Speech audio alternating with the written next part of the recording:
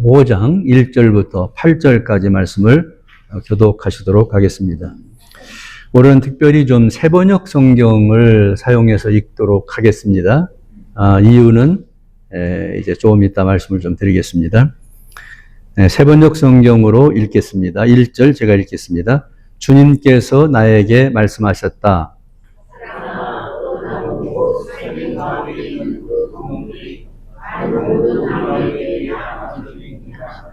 거기에서 무슨 물건을 만들 목재가 나오느냐? 그것으로 나무 못을 만들어서 무슨 물건을 거기에다 걸어둘 수 있느냐?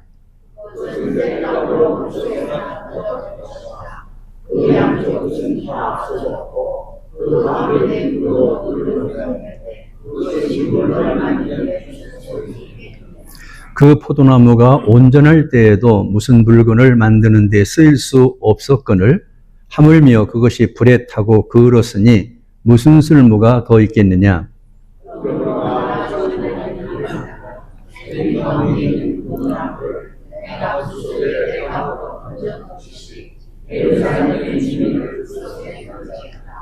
내가 그들을 대적하겠다. 비록 그들이 불 속에서 피하여 나온다 해도 불이 다시 그들을 삼킬 것이다.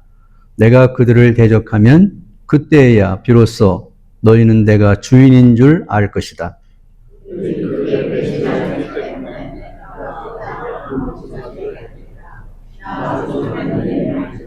아멘. 예, 하나님이 원하는 백성 그런 주제로 말씀을 나누려고 하는데요. 지난 주일 우리는 2차 포로가 되어서 이스라엘 백성들이 바벨론으로 갔고 5년이 지난 후에 에스겔이 하나님을 만나게 됐죠. 그래서 에스겔에게 하나님께서 계속 예언을 하시게 되는데 그 내용이 에스겔서입니다. 특별히 지난 주에는 에스겔이 하나님께 받아서 예언한 말씀 가운데에 포로로 잡혀간 이후에 유다의 서울인 예루살렘에 남아있던 당시 지도자들, 이 지도자들이 다 심판받는다. 왜 심판을 받느냐? 그 이유에 대해서 우리가 설명을 들었습니다. 간추려 보면은 그들은 불의를 품었다. 악을 도모했다. 지도자로서 정의롭게 살아야 되는데 자기 이익을 위해서 불의를 품었다. 그게 이유가 됐고요. 두 번째로는 악한 꾀를 꾸몄다. 악한 꾀를 만들어 가지고 사람들에게 적극적으로 조언을 했어요. 그리고 그 일들을 주도했어요. 이런 것들이 하나님이 보고 계셨던 거예요. 지도자들로서 이것은 안 된다. 그래서 너희는 심판받을 수밖에 없다. 그런 내용이었고요. 궁극적으로 그들은 거짓말을 했습니다.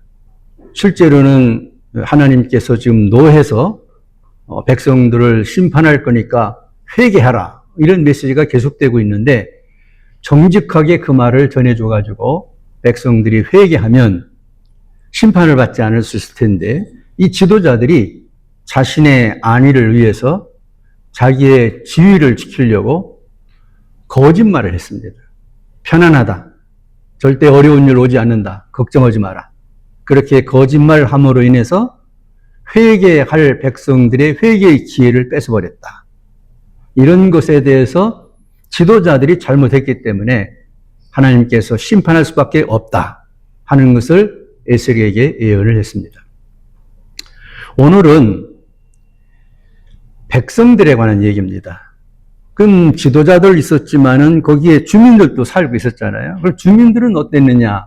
이 주민들에 대한 백성들에 대한 예언이 15장에 나와 있는데 몇 가지 비유로 얘기합니다. 근데 첫 번째 비유가 무슨 비유냐면 오늘 읽은 포도나무 비유입니다.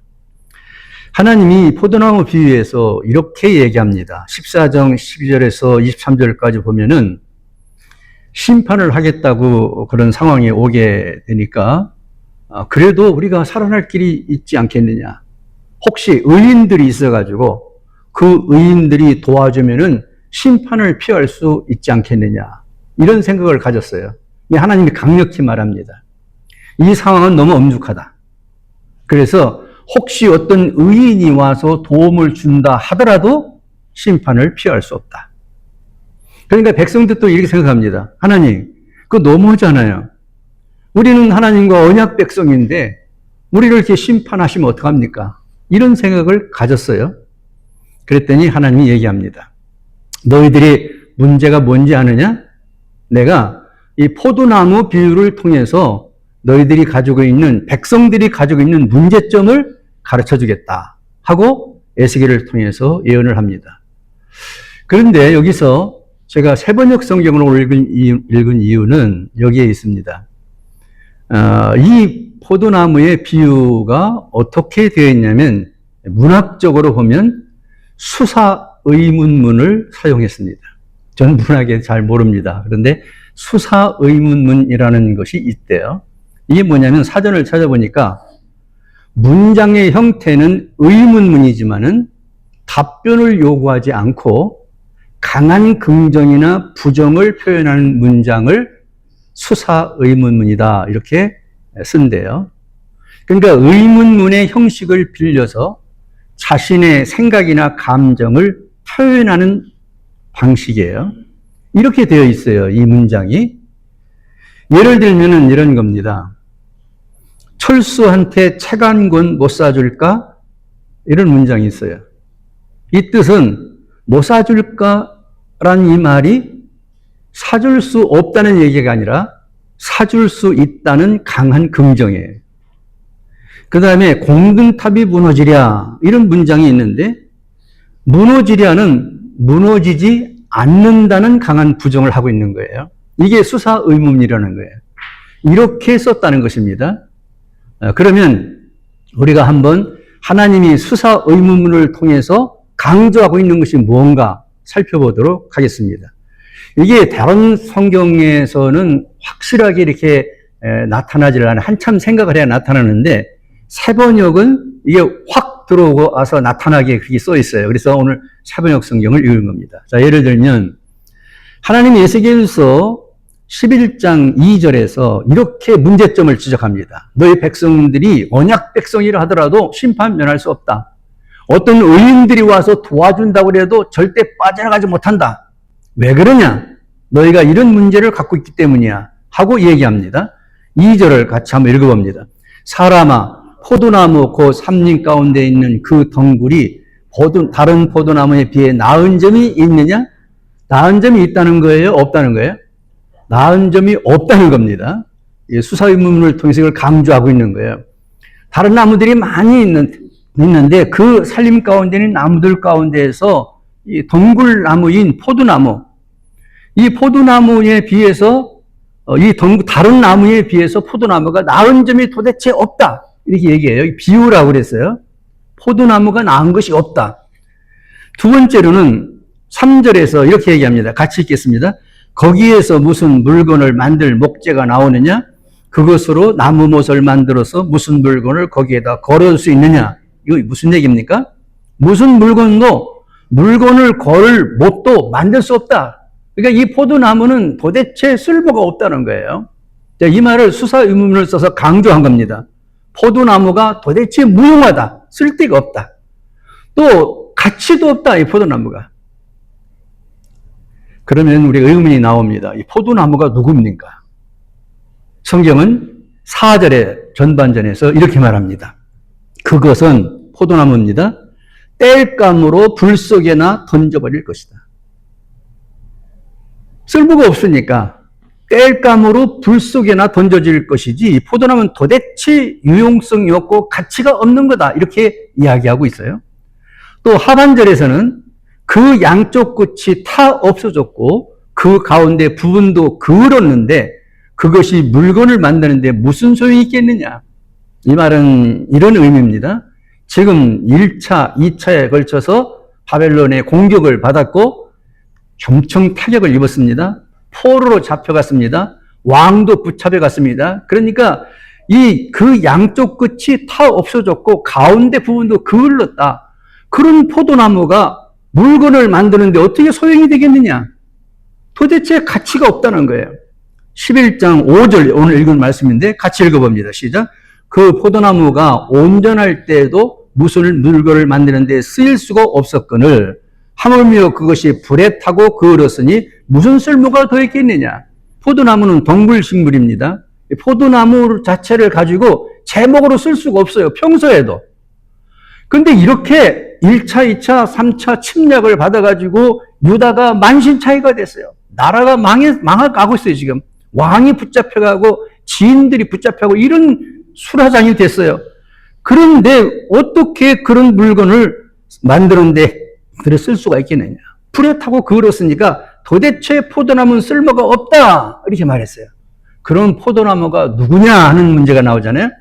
그 다음 절 6절에서 이렇게 말합니다. 같이 읽어보겠습니다. 그러므로 나 주 하나님이 말한다. 산림 가운데 있는 포도나무를 내가 불 속에 땔감으로 던져 넣듯이 예루살렘의 주민을 불 속에 던지겠다. 포도나무가 누굽니까? 예루살렘에 있는 주민들이다. 백성들이다. 이제까지 포도나무 얘기를 했어요. 계속. 어떻게 말했어요? 가치가 없다. 무용성이 도대체 쓸모가 없다. 제목으로도 쓸 수가 없고 못거리 옷 하나 걸어놓는 그런 나무도 만들 수가 없는 무가치한 거다. 그래서 땔감에 불과한 그 포도나무가 도대체 누구예요? 예루살렘 주민이라는 거예요. 그럼 우리는 여기서 이런 얘기를 할 수 있습니다. 예루살렘 주민들이 무슨 죄를 그렇게 저질렀길래 하나님께서 이렇게 쓸모없다고 얘기하고 심판하겠다고 에스겔에게 말하는 것인가? 예루살렘 주민들의 죄는 몇 가지로 요약할 수 있습니다. 에스겔서 8장에 보면은요, 이들은 철저하게 하나님과 맺은 언약을 파괴했습니다. 하나님과 맺은 언약 가운데의 그 첫 번째가 뭐냐면 우상을 숭배하지 말라는 거예요. 그런데 이 하나님과 맺은 약속을 완전히 그들이 무시하고 우상을 섬김으로 영적 간음에 빠졌다. 이렇게 진단합니다. 여러분 에스겔서 8장을 놓고 보시면은 이런 얘기가 들어있어요. 그들이 얼만큼 악했냐면요. 우상을 하나님의 성전 안에까지 들여다놨어요. 엄청난 일이죠. 각종 우상을 성전 사방의 벽에 그림을 그려놨어요. 장로 70명이 우상 그림 앞에서 제사를 드려요. 25명이 성전을 등지고 타향신을 숭배했어요. 이 에스겔을 통해서 하나님께서 지금 너희들이 이런 일을 행했다는 걸 예언한 거예요. 그게 8장 얘기입니다. 그래서 하나님께서 뭐라고 말하냐면 이렇게 말합니다. 내가 성소를 떠나겠다. 성소가 어딘가 성전 아닙니다. 성전은 뭐 하는 것이에요? 하나님께 예배 드리는 거예요. 하나님께 예배 드리는 그곳에 내가 너희들과 함께 있었는데 그 성소에서 내가 떠나겠다. 그렇게 말씀하십니다. 뿐만 아니라 너희들이 성소에서 기도한다 하더라도 그 기도도 듣지 않겠다 말합니다. 마지막으로 얘기합니다. 이 땅을 내가 버릴 것이다. 언약을 파괴하고 우상을 숭배했다는 거예요, 주민들이. 어떻게 그럴 수 있냐는 거예요. 철떡같이 약속을 해놓고 하나님만 섬기겠다고 언약을 맺어놓고 그들이 그랬지 않습니까? 시내산 밑에서 그들이 하나님의 말씀을 가지고 언약식을 거행했지 않습니까? 이제부터는 하나님만 섬기겠습니다. 우상은 내가 섬기지 않겠습니다. 어떤 것도 하나님보다 더 높이 보거나 어떤 것도 하나님보다 더 귀하게 여기거나 어떤 것보다도 하나님을 더 사랑하거나 그런 일을 하지 않겠습니다. 오직 하나님만 사랑하고 하나님 말씀만 순종하고 하나님이 인도하는 대로 따라가겠습니다. 그렇게 약속했거든요. 그걸 철저하게 배신했다는 것입니다. 뿐만 아니라 그렇게 하나님께서 좋아하시는 정의와 공의를 그들이 버렸습니다. 하나님 계속 말씀했습니다. 고아와 과부를 불쌍히 여기라. 그들의 신원을 무시하지 말라. 그들을 돌보고 사랑하라. 구체적으로 계속 얘기했습니다. 그런데 이들은 하나님의 말씀을 듣고도 고아와 과부와 약자들을 학대했습니다. 가지고 있는 권력으로 권력 없는 사람들을 무시했습니다. 좋은 자리에 있는 그들이 어렵고 힘든 자리에 있는 사람들을 함부로 여기고 학대했습니다. 그 나라의 정의가 실종이 되어버렸습니다. 뇌물이 판을 치고 돌아다녔습니다. 부정부패가 심했습니다. 재판장에서는 공의한 재판이 이루어지지 않고 부정한 불의한 재판이 계속됐습니다. 돈이 있는 사람은 죄로 정죄를 받지 않아도 되고 돈이 없는 사람은 죄인으로 정죄를 받는 것이 이들의 재판이었습니다. 하나님 이걸 보면서 말씀하시는 겁니다. 너희들에게서 내가 그렇게 소중히 여기는 공의가 실종됐지 않느냐. 지금 가난과 질병과 고통 속에서 힘들어하는 그 사람들이 우는 소리를 너희가 듣고 있느냐? 먹을 것이 없어서 질병을 통해서 죽어가는 그 어려움 가운데 치료비가 없어서 고통받는 약자의 그들의 아픔을 너희들이 왜 외면했느냐? 공의가 실종이 된다. 정직이 실종이 돼버렸어요. 정직하게 말하는 사람은 오히려 불이익을 당하고 수단을 부리고 거짓말을 하고 꾸며대고 모략을 하는 사람들은 인정을 받고 그들은 더 이 땅 위에서 영화를 누리고 내가 원하는 나라는 그런 나라가 아니라 하나님은 정의를 소중히 여기고 공의를 소중히 여기고 정직을 소중히 여기는 분이에요. 그분 자체가 공의예요. 그분 자체가 정직한 분이에요. 이런 것을 버려버리고 일신의 너희들의 안락을 위해서 너희들의 편안을 위해서 너희들의 자식들을 위해서 내가 정해놓은 이 규칙들을 무시하고 우는 자들의 울음소리를 들어주지 아니하고 아픈 자들의 신음소리를 듣지 않는 너희 주민들을 내가 어떻게 돌볼 수 있겠느냐는 것입니다. 그러나 하나님은 사랑의 하나님이기 때문에 계속해서 회개를 강조하셨습니다. 그렇지만 너희가 회개하고 돌아오면 내가 언제든지 용서한다. 그런데 그들은 어떻게 했습니까? 거짓말로 편안을 주장하는 지도자를 밑에서 그 지도자를 만만 믿고 그 거짓말을 믿고 따라갔습니다. 거짓말을 하고 끌고 가는 사람도 나쁜 사람이지만 거짓말인 줄 알면서도 자신의 편안을 위해서 따라가는 사람도 마찬가지입니다. 나쁜 사람인 거 알면서도 내 편안과 안전을 위해서 그 나쁜 사람이 하는 일을 그대로 두는 것도 하나님은 싫어하는 것이죠. 불의를 품고 악한 꾀를 조언하고 선동할 때 그건 아닙니다라고 말했어야 되는데 아닙니다라고 말하면 불리게 당할 거니까 내 자식들이 손해를 볼 거니까 내 물질이 어려움을 당할 거니까 그들은 아니다라 소리를 못하고 악한 꾀로 조언하는 그들의 뒤를 따라간 거죠. 이 당시에도 참된 선지자들이 있었습니다. 에레미야도 있었고 그러나 이 참된 선지자들이 하나님 말씀을 가지고 경고를 하는 말은 무시했습니다. 듣지 않았습니다. 왜? 불편했어요. 하나님의 진짜 선지자가 말하는 말은 회개하라는 말이니까 그 말 듣기가 싫었어요. 나는 지금대로 살고 싶어요. 안전한 게 좋아요. 편안한 게 좋아요. 나는 절대 내가 쌓아놓은 재물을 포기할 수 없어요. 만약에 참된 선지자들의 말을 듣는다면 그들은 가난한 사람들과 가지고 있는 물질을 나눠야 했습니다. 나누는 게 싫었죠. 어렵고 힘든 사람들을 찾아다녀야 했습니다. 왜 그들과 살아야 됩니까? 나는 나보다 더 높은 지위에 있는 사람들과 어울리기를 좋아합니다. 나는 조금 더 편안하고 조금 더 안전한 위치에 있는 사람들에게 어울리기를 원합니다. 가난한 사람 소리는 듣지 않아요. 들리지 않아요. 참된 선지자의 경고들을 무시하고 조롱했습니다. 하나님께서는 도저히 이런 사람들을 포도나무 같다. 아무 쓸데가 없다. 그래서 7절에서 심판을 예고합니다. 같이 읽어봅니다. 내가 그들을 대적하겠다. 비록 그들이 불 속에서 피하여 나온다 해도 불이 다시 그들을 삼킬 것이다. 내가 그들을 대적하면 그때야 비로소 너희는 내가 주인인 줄 알 것이다. 하나님이 이제 직접 나서겠다는 겁니다. 이제까지 선지자들에게 맡겨놨었지만은 내가 나서겠다. 내가 나설 때에는 그들이 불 속에서 혹시 피하여 나온다 하더라도 다시 불이 그들을 삼키게 될 것이다. 피할 것이 없다는 것입니다. 내가 그들을 대적하면 그들이 누굽니까? 백성들입니다. 주민들입니다. 그때야 비로소 너희는 내가 주인인 줄 그때서 알게 될 것이다. 지금까지는 하나님을 알아보지 않았다는 거죠.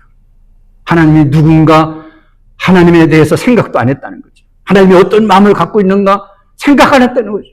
그렇지만 이런 일이 벌어지면 그때야 비로소 내가 너희들이 주인이라는 사실을 그때서 깨닫게 될 것이다. 이미 다 받은 뒤에.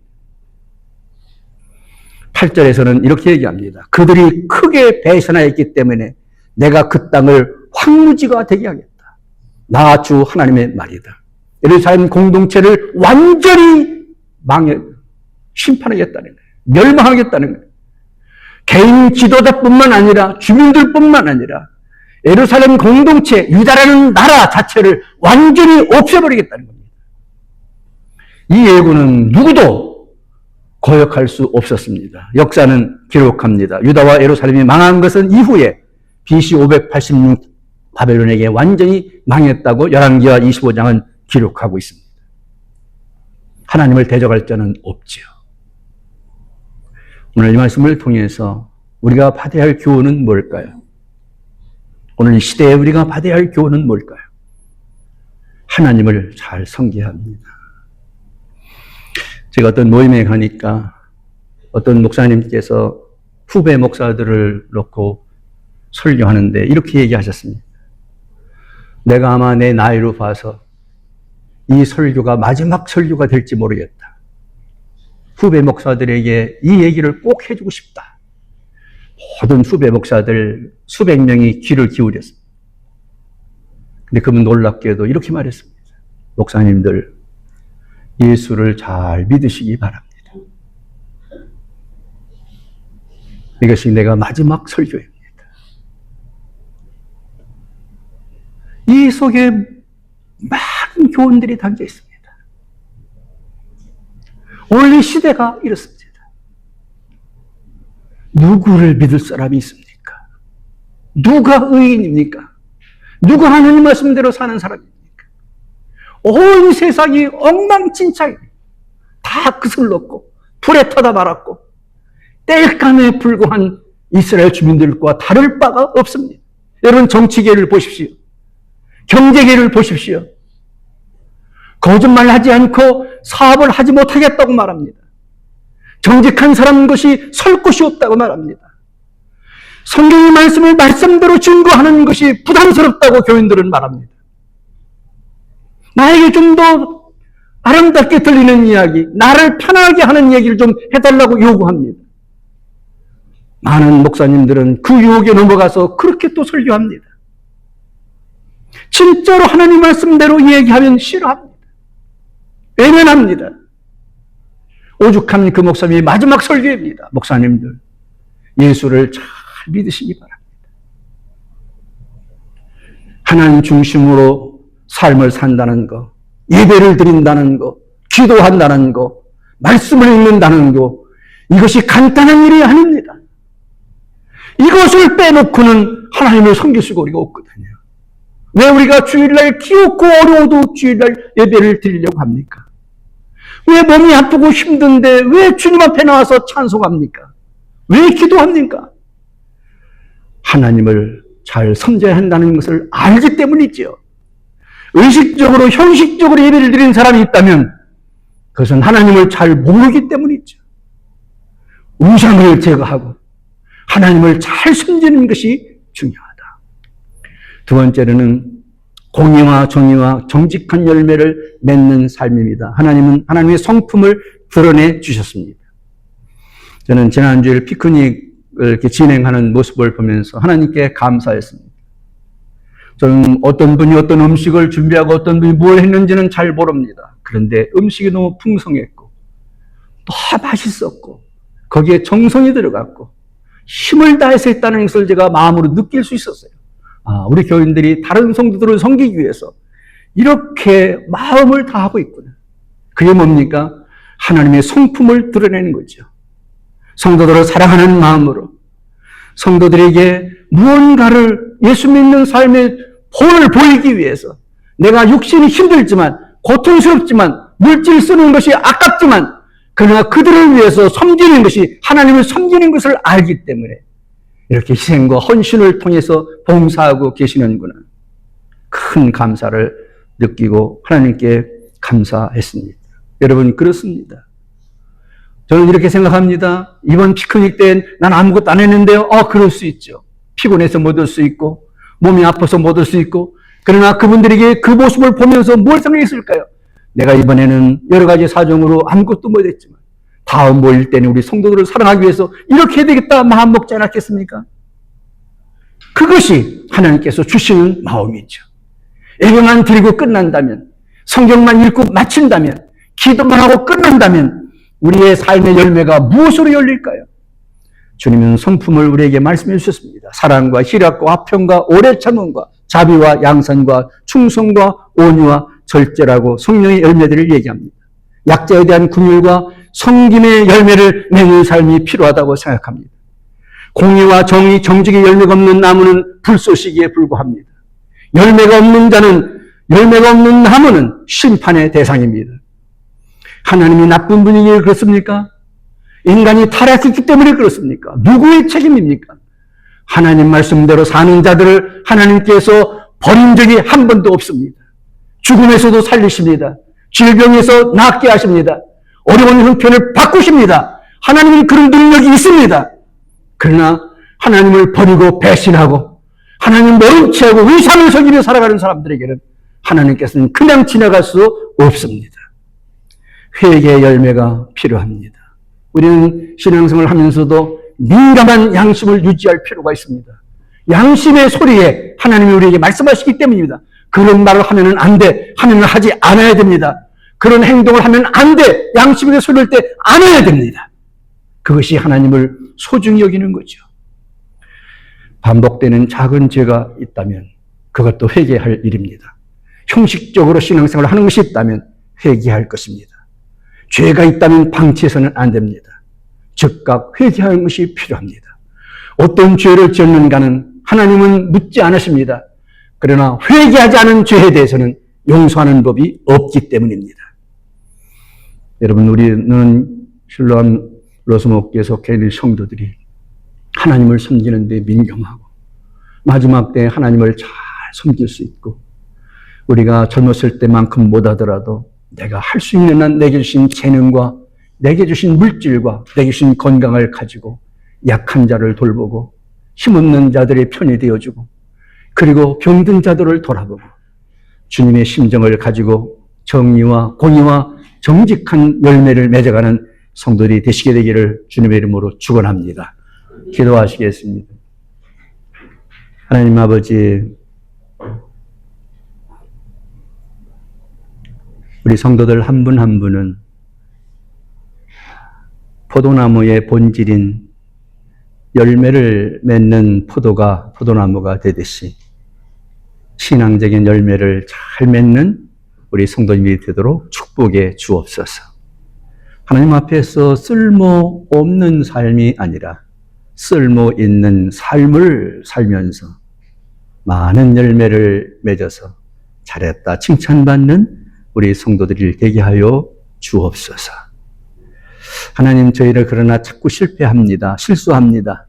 그렇지만 회개하는 데 인색하지 말고 즉각 회개해서 하나님의 용서를 받고 살아가는 저희가 되도록 축복해 주옵소서. 그래서 우리 성도들 이 땅에 사는 동안에 하나님을 잘 섬긴 성도들로 정의와 공의와 정직이 살아있는 열매로 나타나는 성도들, 날마다 회개하며 주님 앞에 바로 나아가는 심정을 가지고 살아가서 땅 위에 사는 동안에 잘했다 칭찬받고 또 자녀들과 후손들에게 존경을 받으며 하나님을 믿는 사람들이 후대에 큰 본을 남기는 귀한 종들이 되도록 축복해 주옵소서. 예수님의 이름으로 기도하옵나이다. 아멘. 시간이 한 5분 지났는데 우리 다 일어나셔서 찬송 한 장 부르고 예배를 마치도록 하겠습니다.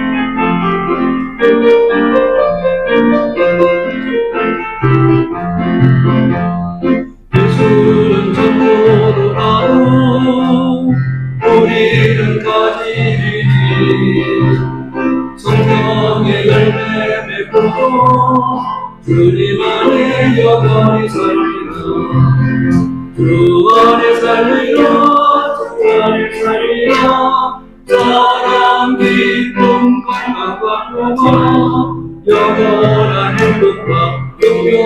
승리로 모든 것 박수하시는 자만하십니다. 예수는 선하신 목과 우리 그냥 때리니 뜨거운 낡은 물가로 주가 진리 들어보시네. 아멘. 주 안에 살리라 주 안에 살리라 주는 나의 목자 되시니 이거 알량치가 얼마의 모든 걸 나에게 겹치게 좀 더 힘차게 박수합니다. 예수는 생명의 찾기 우리는 순례자니 모든 것 주께 맡기고 주가 가신 그 길을 걸리. 아멘.